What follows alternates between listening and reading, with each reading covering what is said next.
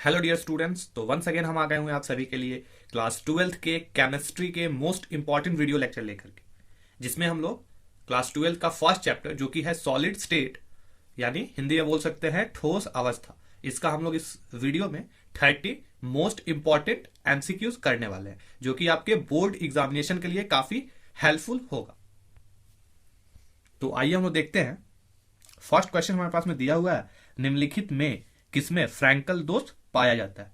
तो आपको पता होना चाहिए कि फ्रैंकल दोष हो या स्कॉटी दोष हो, अगर आपको एजीसीएल ऑप्शन में दिखे तो वो करेक्ट हो जाएगा। क्यों? क्योंकि आपको बताए हुए थे कि एजीसीएल एक ऐसा केमिकल है जिसमें फ्रैंकल दोष भी पाया जाता है और स्कॉटी दोष भी आपको देखने को मिलता है। ओके, तो हमारा इसका आंसर हो जाएगा AgBr। निम्नलिखित में कौन अक्रिस्टलीय है, बताना है कौन सा अक्रिस्टलीय। अक्रिस्टलीय को बोल सकते हैं हम लोग एमॉर्फस सॉलिड। ओके, तो NaCl, ग्रेफाइट और हीरा ये सब क्रिस्टलीय है, बट जो कांच है हमारा वो अक्रिस्टलीय सॉलिड का एग्जाम्पल हो गया। HCP संरचना में पैकिंग प्रभाज कितना होता है? पैकिंग प्रभाज बोले तो इंग्लिश में बोल सकते हैं इसको हम लोग पैकिंग फ्रैक्शन, यानी कोई एटम को अगर हम लोग रखे लो HCP में तो बताना है कि कितना जो स्पेस है वो एटम के द्वारा कवर कर लिया जाता है। ओके, तो HCP में आपको टोटल 0.74 जो हिस्सा है वो कवर हो जाता है एटम के द्वारा। अगर पूछता कि इसमें कितना खाली है तो बस 100 में से इसको माइनस कर लेते हैं, तो ये हो जाता है हमारा 0.26। ओके, अगर पूछा जाता है आपको HCP का कोऑर्डिनेशन नंबर, ये भी पूछा जाता है, तो वहां पे हम लोग बता सकते थे इसको 12 होता है। ध्यान रखना है ये सारा, इसमें 3 तरह का क्वेश्चन हम लोग डील कर लिए। फिर आगे है मूल क्रिस्टल तंत्रों की संख्या है। जो मूल क्रिस्टल तंत्रों की संख्या जब आपसे कोई पूछे तो उसमें होता है आपको 7। ठीक है, बट यही अगर पूछा जाए आपसे कि ब्रैवेज क्रिस्टलों की टोटल संख्या कितनी होगी तो उसमें हम लगाएंगे लोग 14। ओके, एकदम कंफ्यूजन नहीं होना है। ठीक है, अगर पूछे मूल क्रिस्टल तंत्रों की संख्या तो 7, अगर पूछे ब्रैवेज क्रिस्टल संख्या की में कितने मतलब होते हैं क्रिस्टल तो होगा उसमें 14। चलिए अब देखते हैं नेक्स्ट क्वेश्चन। BCC इकाई सेल में खाली जगह का प्रतिशत है। BCC इकाई सेल की बात हो रही है, उसमें खाली जगह का प्रतिशत बताना। तो पहले देख लो, आप लोग जान लो कि मतलब भरा कितना हुआ रहता है। तो इसमें टोटल आपको 68% जो होता है वो भरा हुआ रहता है एटम के द्वारा। ओके, बट इसमें पूछा जा रहा है खाली, तो 100 में से घटा लो 68 तो बच जाएगा हमारा 32%। ओके, जो कि ये खाली प्रतिशत पूछा जा रहा है, कितना उसमें स्पेस होगा। अब आते हैं ब्रैग समीकरण है। तो ब्रैग एक साइंटिस्ट है जिन्होंने एक समीकरण बताया हुआ है। तो ये बताए हुए थे n into lambda equal to 2d sine theta. तो ये A number option will be correct. निम्नलिखित में से कौन आयनिक क्रिस्टल का उदाहरण है? तो आयनिक क्रिस्टल की अगर बात करें तो आपको सीधा दिख रहा है Na2SO4। इसको अगर हम आयन में सेपरेट करेंगे तो आपको Na पे +1 चार्ज और SO4 पे -2 चार्ज आपको देखने को मिलेगा, जबकि कार्बन में आयनिक कंपाउंड नहीं है। ग्रेफाइट तो इसका अप्रूफ है तो इसमें भी नहीं होगा, और इसमें तो कोवैलेंट बॉन्ड आपको देखने को मिलेगा, तो नहीं होगा। तो ऑप्शन ए जो होगा वो करेक्ट हो जाएगा। अब बात करें CSCl की क्रिस्टल संरचना है। तो CSCl की क्रिस्टल संरचना जो होगी वो होगी BCC। याद रखेंगे, बहुत ही इंपॉर्टेंट क्वेश्चन है। अगर सेम यही क्वेश्चन देता बट यहां पे अगर NaCl बोलता तो NaCl ध्यान रखेंगे, NaCl जो होता है वो FCC में होता है, जबकि CSCl आपको BCC में देखने को मिलेगा। ठीक है, आइए FCC इकाई सेल की संकुचन क्षमता होती है, यानी पैकिंग इफिशियंसी। तो आपको बताया तो हुए थे कि 74% होता है। अगर पूछता खाली कितना होता है तो 100 में से इसको घटा लेते हैं तो पता चल जाता है FCC में कितना खाली होता है। बॉडी सेंटर्ड क्यूबिक यानी BCC एकक सेल में लैटिस बिंदुओं की संख्या होती है। तो आपको पता होना चाहिए जो BCC होता है तो कॉर्नर पे उसमें तो एटम होंगे ही होंगे, साथ में बॉडी के सेंटर में भी होंगे। तो कॉर्नर पे आपको होता है 1/8 एटम का कंट्रीब्यूशन, और टोटल कॉर्नर हमारे पास में 8 हो जाएंगे तो 1/8 इंटू 8, तो जब इसको कैंसिल करेंगे तो 1 बचेगा, और एक जो होगा एटम वो लैटिस के अंदर होगा, तो उसको जब इंक्लूड करेंगे तो ये हो जाएगा 2। कैसे निकालते हैं वो सब सारा हम आपको बता चुके हैं, आप जाके वीडियो में देख भी सकते हो। तो इसका 2 हो जाएगा। स्कॉटकी दोष के कारण ठोस का घनत्व बताना है क्या होता है। तो आपको बताएंगे, तो स्कॉटकी दोष भी आपको पढ़ा चुके हैं। तो आप देखोगे कि इसमें क्या होता है कि लैटिस में सेम नंबर ऑफ कटायन और एनायन लैटिस से बाहर चले जाते हैं, जिसके कारण उनका घनत्व भी घट जाता है और उनका द्रव्यमान भी घट जाता है। पूछा जा रहा है घनत्व क्या होता है, तो बढ़ता तो नहीं है, घट जाता है, यानी option B will be correct. Frenkel दोष तथा स्कॉटी दोष होते हैं। अब बताना है फ्रैंकल दोष और स्कॉटी दोष कहां आपको देखने को मिलेंगे, तो ये सब क्रिस्टल में होता है, इसीलिए इसको क्रिस्टलीय दोष बोला जाता है। एक क्रिस्टल में कितने प्रकार के क्रिस्टल जालक संभव हैं, देखिए पूछ लिया कितने प्रकार के मैक्सिमम क्रिस्टल जालक आपको बना सकते हैं किसी भी एक क्रिस्टल में, तो टोटल 14 तरह के, और इसी को बोलते हैं हम लोग ब्रैवेज लैटिस या ब्रैवेज क्रिस्टल।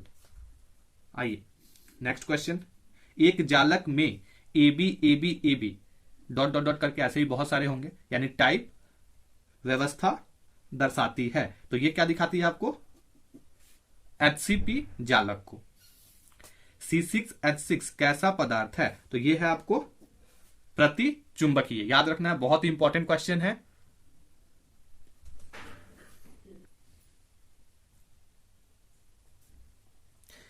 FCC जालक में कितने परमाणु होते हैं, तो FCC में आपको टोटल 4 परमाणु होंगे। ओके, कैसे काउंट करेंगे वो सारा हम बता चुके हैं अपने नेक्स्ट वीडियो में, उसमें जाके आप लोग देख सकते हो काउंट कैसे करना है।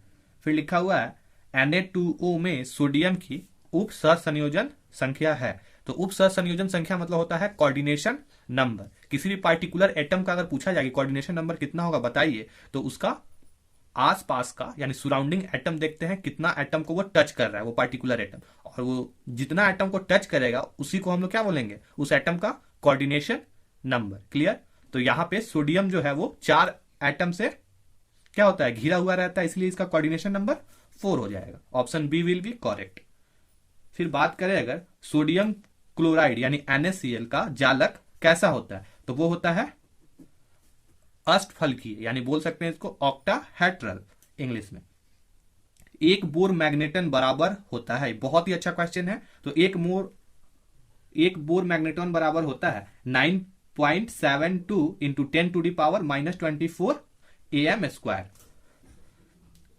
निम्नलिखित में से कौन सा पदार्थ विषम दैशिकता दर्शाएगा, तो विषम दैशिकता वही दर्शाएगा जो क्रिस्टल होगा। ठीक है, एमोर सॉलिड मतलब वो जो क्रिस्टल हो, एक होता है क्रिस्टलाइन सॉलिड, एक होता है एमोर्फस सॉलिड। जो क्रिस्टलाइन सॉलिड के जो एग्जांपल होंगे वही क्या दिखाएंगे, विषम दैशिकता। तो इन सभी का बात करें अगर, तो यही है क्रिस्टलाइन सॉलिड का एग्जांपल, आयनिक सॉलिड है ये। BaCl2 बैरियम क्लोराइड, ये हो जाएगा आपको करेक्ट आंसर।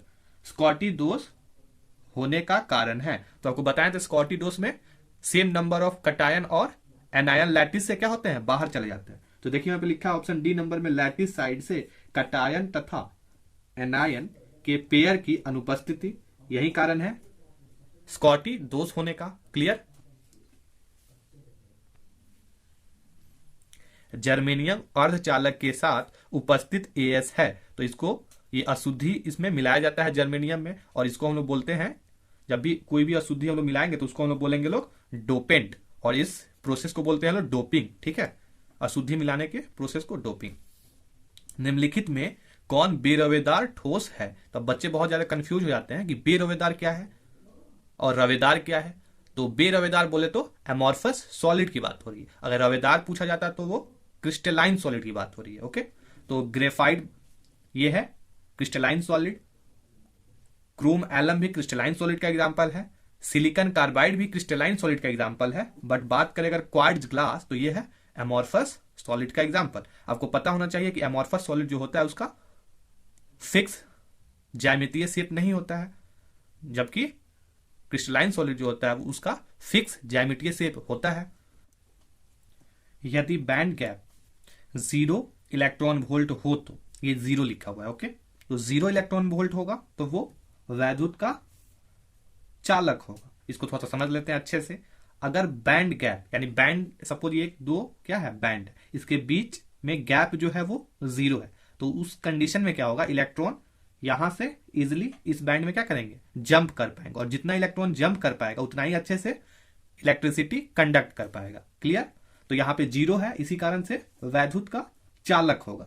बट जैसे जैसे बैंड के बीच में गैप बढ़ता जाएगा वैसे ही वो विद्युत को उतने अच्छे से कंडक्ट नहीं कर पाएगा। क्लियर? तो देखो यहाँ पे लिखा हुआ है, फिर क्वेश्चन आपसे पूछा जा सकता है अगर बैंड गैप 6 इलेक्ट्रॉन वोल्ट तो वो कुचालक होगा, यानी बैंड गैप बढ़ गया तो वो अच्छे से कंडक्ट नहीं कर पाएगा इलेक्ट्रिसिटी को, यानी कुचालक होगा, करेगा ही नहीं। बट अगर बैंड के बीच का जो गैप होगा वो 0.7 इलेक्ट्रॉन वोल्ट होगा तो करेगा, लेकिन थोड़ा प्रॉब्लम उसमें होगा, उतना अच्छे से नहीं कर पाएगा, इसलिए यहां पे बोला गया अर्धचालक। ठीक है, तो ये 2 क्वेश्चन ध्यान रखना है, एक तो इसका हो ही गया, 2 और इस टाइप का भी क्वेश्चन आपसे पूछा जा सकता है। चलिए नेक्स्ट क्वेश्चन देखते हैं। पीएन जंक्शन डायोड में विद्युत प्रवाह का कारण होता है। तो अगर आपको पता होगा कि पी जंक्शन में जो विद्युत प्रवाह का कारण जो होता है वो होता है आपको छिद्र, यानी होल, इसको इंग्लिश में बोलते हैं। वहीं एन जंक्शन में विद्युत प्रवाह का कारण हमारा इलेक्ट्रॉन होता है। बट यहां पे क्या किया गया, पी और एन दोनों जंक्शन को आपस में कंबाइन कर लिया गया और पीएन जंक्शन डायोड बन गया। तो इसमें तो दोनों ही पार्टिसिपेट करेगा, इलेक्ट्रॉन भी और तथा छिद्र, दोनों ही विद्युत प्रवाह का कारण होगा। यदि एक गोला क्रिस्टल के किनारे पर हो तो उसकी इकाई सेल में कितना साझेदारी होगा। बताया जा रहा है एक गोला है जो क्रिस्टल के कॉर्नर पे है, तो उसका बताना है इकाई सेल में उसका प्रतिशत कितना होगा। तो कॉर्नर पे आपको पता है एटम का जो कंट्रीब्यूशन होता है 1/8 होता है, तो इंटू 100 कर लो, परसेंट में दिखाना है, तो वो हो जाएगा 12.5। तो ये इसका करेक्ट हो जाएगा। बट और 3 टाइप का भी क्वेश्चन देख लो, इसमें और क्या पूछा जा सकता है। अगर कॉर्नर पे ना कहे कि आपको अगर किनारे पे पूछता तो 1/4 होता है, आपको पता है, और 100 से मल्टीप्लाई कर लो, परसेंटेज में कन्वर्ट करना है तो वहां पे हो जाता आपको 25%। अगर पूछा जाता है फलक पे यानी फेस पे तो 1/2 होता है, तो 100 से क्या कर लो, मल्टीप्लाई कर लो परसेंटेज में कन्वर्ट करने के लिए, तो 50%।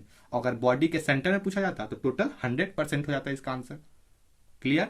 चलो और लास्ट क्वेश्चन है हमारे पास में, ब्रैवेज जालकों की संख्या होती है। बहुत ही अच्छा क्वेश्चन है। तो ब्रैवेज जालकों की जब संख्या पूछे आपसे तो 14 याद रखेंगे। वहीं पूछा था अगर आपसे कि मूल तंत्रों की संख्या होती है तो ये 7 होता। ओके, तो आज का वीडियो आपको आई होप बहुत अच्छे से समझ में आया होगा।